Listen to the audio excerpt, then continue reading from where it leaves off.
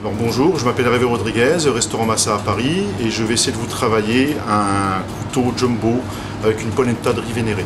Donc voici le couteau jumbo. Donc là il vient d'être cuit, je l'ai passé à la salamandre 30 secondes, juste le temps de le flasher, une cuisson très courte de manière à pouvoir garder vraiment toutes les saveurs du couteau.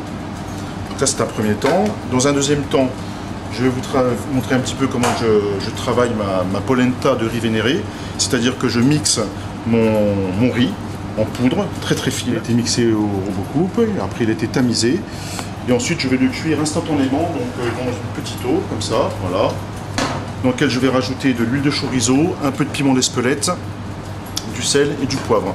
Alors l'huile de chorizo c'est pour apporter le côté gras à la polenta. D'habitude on met du beurre, donc là j'ai décidé de remplacer ça par de l'huile de chorizo, pour faire un petit hommage à mon gros couteau qui vient d'Espagne. Donc en fait on va travailler sur les saveurs un petit peu ibériques. Chorizo ibérique, pimiento et zeste d'orange. Donc là nous allons commencer la cuisson de la polenta. J'ai fait bouillir mon eau.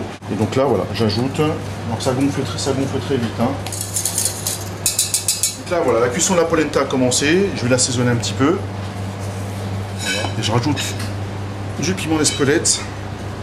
Ça va m'apporter un petit peu le côté piquant, corsé que le riz vénéré a besoin. Là, j'ai préparé une petite vinaigrette.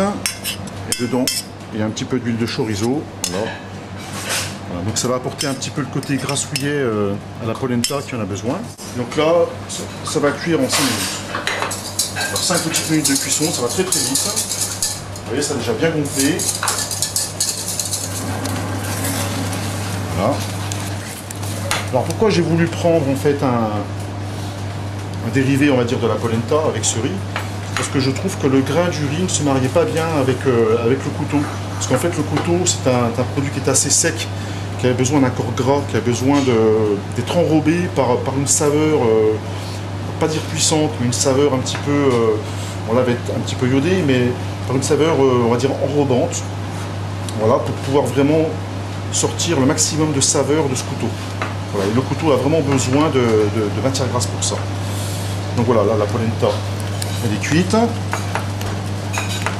On va noircir un petit peu, mais en même temps on va ioder un petit peu ce riz de manière à ce que les saveurs qui se trouvent à l'intérieur du riz vénère, on puisse les retrouver avec le couteau. Donc il y a un lien, il y a un fil conducteur en fait entre chaque produit.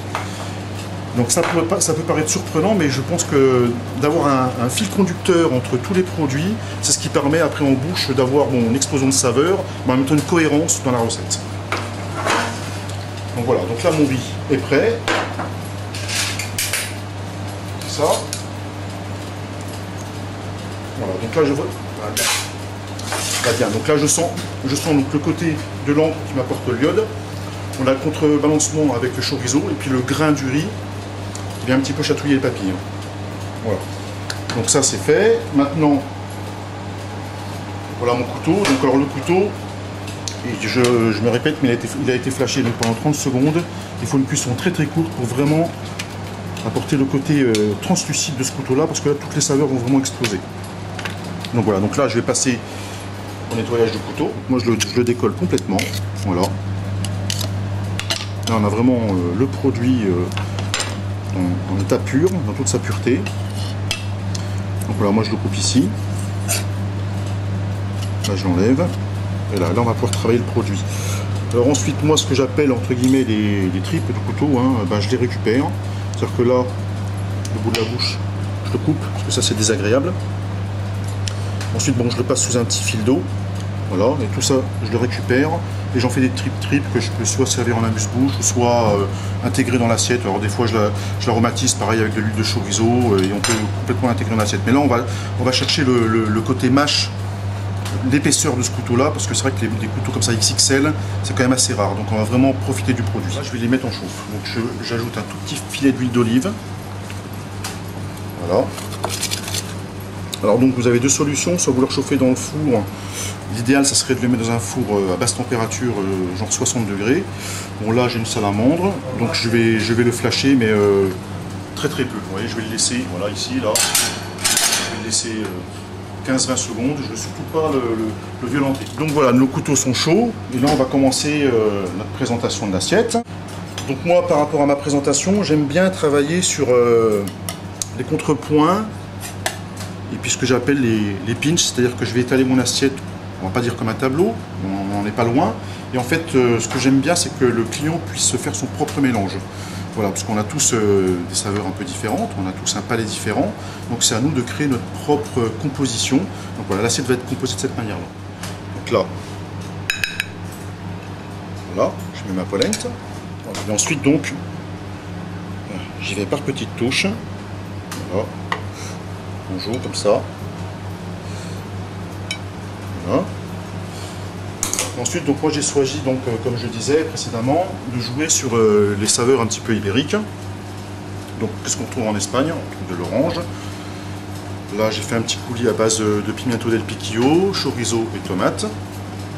Et ensuite je terminais donc par une petite composition. Donc en fait on retrouve mes deux éléments, c'est-à-dire que là dans ma petite casserole, je vous l'ai montré tout à l'heure, donc en fait j'ai les pimiento, j'ai les chorizo, j'ai les zestes d'orange, un petit peu d'huile d'olive et un filet de citron. Voilà.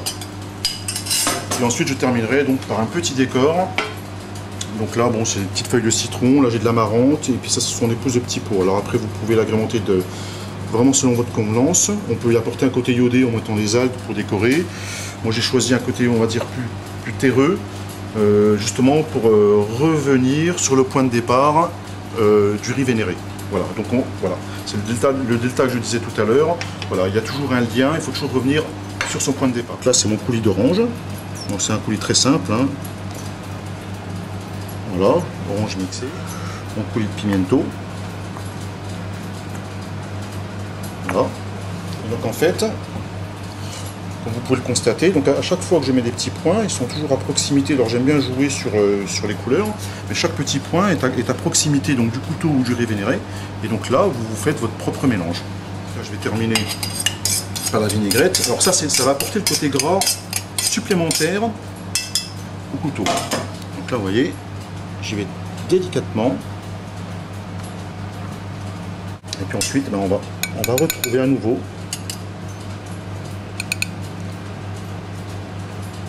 ces petits points. Alors, je termine mon assiette, un petit filet d'huile d'olive, voilà, un tout petit peu de sel. Donc là je vais partir voilà, dans un sens différent. Que justement mes pointes de verre puissent mettre en avant les petites couleurs que j'ai pu mettre. Voilà.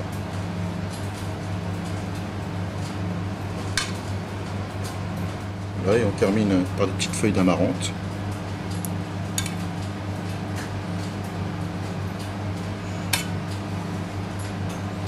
Voilà, donc là c'était terminé. Donc voilà, on compose de cette manière-là.